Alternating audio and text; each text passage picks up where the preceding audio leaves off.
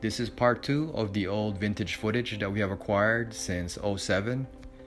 And this one is also by Esso, which is a Thai oil company, which is responsible for sponsoring these cultural shows back in the 60s. And for this particular episode, it's going to be focusing on Muay Thai competitions as it was back then.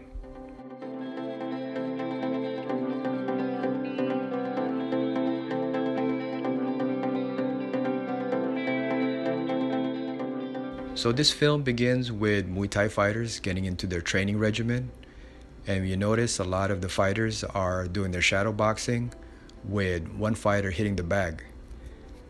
And this is typical of how Muay Thai camps operate, especially on a full house where you see all these fighters just getting into their training. Right here you notice that you have a fighter hitting the mitt, just warming up. Nothing fancy, just getting the blood flowing. Right here we see another fighter doing knee drills, just warming up. But if you notice, there's a lot of spectators in the background because they're there to watch a famous fighter do his training. So here's that famous fighter participating in boxing sparring for the journalists and for the spectators. And it's interesting to note that sparring in Muay Thai is not as hardcore as it is in the West, at least nowadays. It's because Muay Thai fighters compete at a regular basis, and so hard sparring isn't really conducted to lessen the chances of injuries. But sometimes some places do work on boxing and light sparring. So if you would like to have a glimpse of a fighter's life, would like to get some more information about how fighters are recruited and so on, click this link for more information. You could tell that sparring has changed in a lot of ways, like the techniques now are sharper, executed in more economy of motion. This is back in the 60s, so the techniques back then were not as refined as they are today.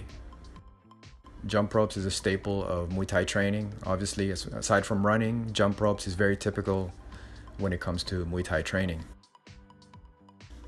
Well, hitting the bags has changed somewhat because now there's the long banana bags that is used in Muay Thai camps. Those didn't exist back then, as well as pads. Everything was still based on copying Western standards, which includes Western equipment. So this is more for boxing, right? The mitts and the shorter bag, the medium-sized bags.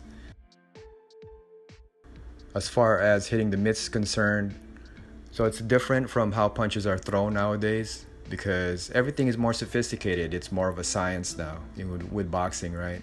Even if you're just throwing straight punches and doing basic combinations. But still, again, this is just a way to warm up.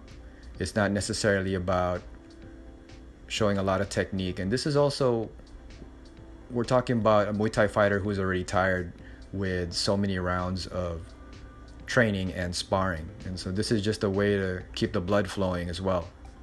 Not about working on anything specific. So there's a lot more in a fighter's training routine that has not been covered in this old footage.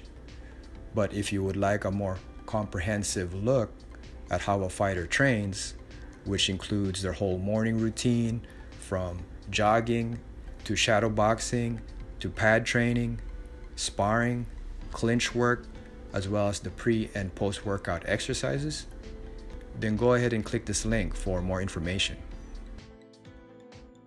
And again, this type of sparring isn't always done in many of the camps because fighters don't want to get any injuries prior to their fights.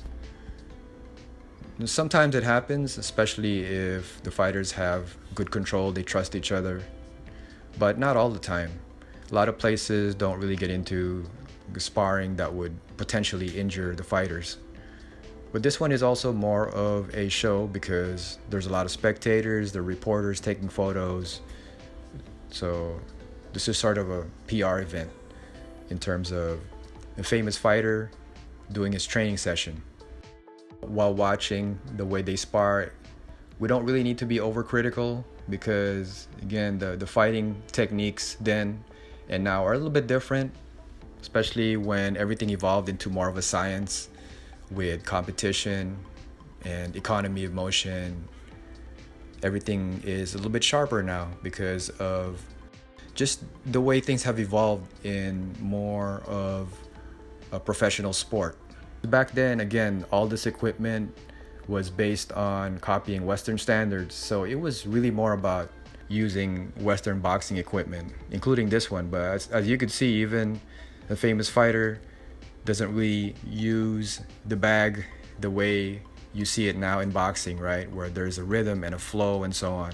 Here we see a fight at a Lumpini Stadium, and it's nice to see this type of vintage material, especially watching how Muay Thai competitions were held back in the day.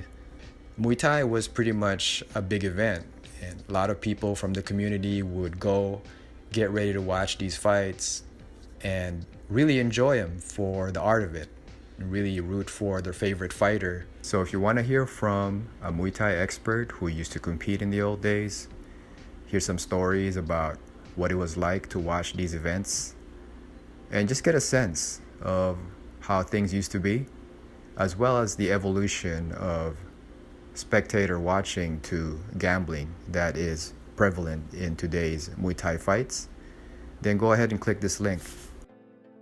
Right here, you still have the musicians playing the instruments while Muay Thai fights are conducted. This is still pretty much what happens today, where music is played throughout the fight. Right here, you see a foreign audience probably watching Muay Thai for the first time, perhaps even mesmerized at how Muay Thai fights are conducted, because it's different from Western boxing, which just focuses on hands. When you watch Muay Thai, you see that they also have kicks, knees, and elbows. Here we have footage of fighters getting ready for competition. Getting a good massage before a fight is something that is still done today, and this is how trainers warm up their fighters to get ready for their match. A good way to relax the body, relax the muscles, just a way to loosen the whole body up.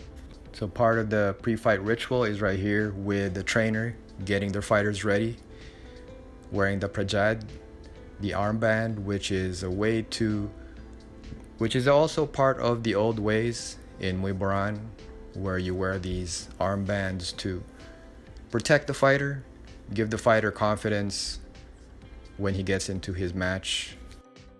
So all this is part of the pre-fight that is typical even in today's matches. Getting wrapped up, protecting the hands. But nowadays you'll see officials walk in and check the wraps, make sure that they are proper and legal. So this whole ritual, wearing the robe and everything, this is something that is still done today in both Lumpini and Rajadamnern as far as Muay Thai fighters.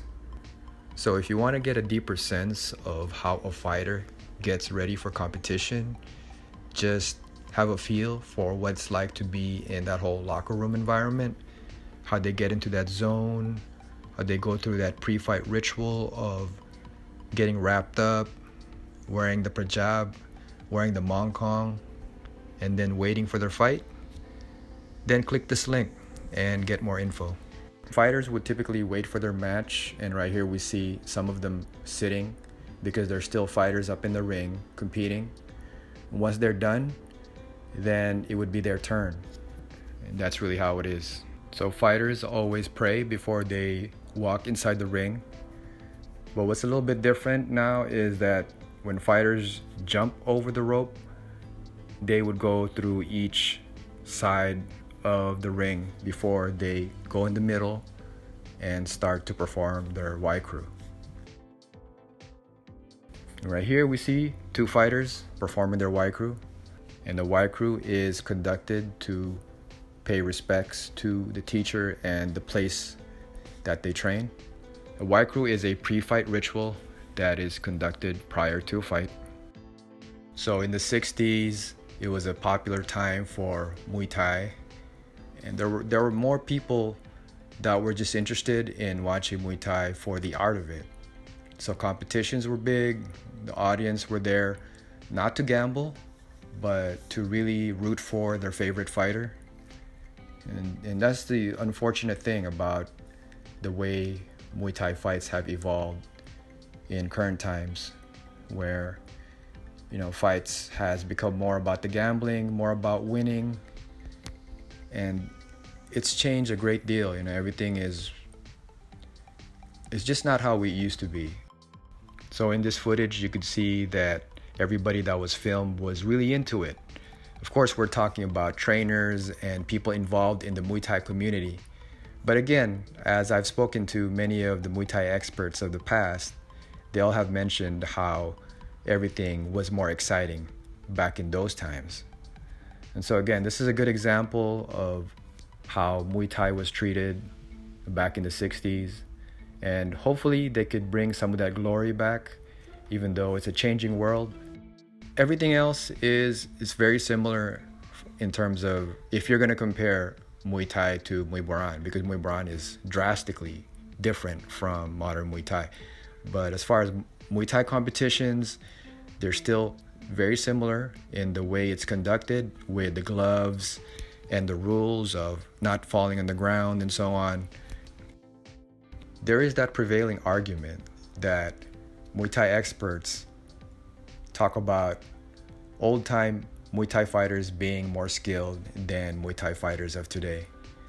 And that's why a lot of the old experts reminisce about the old days, even in the 60s, where fights were exciting because the audience was there to root for their favorite fighter, not necessarily gamble, but really just go there for the art of it.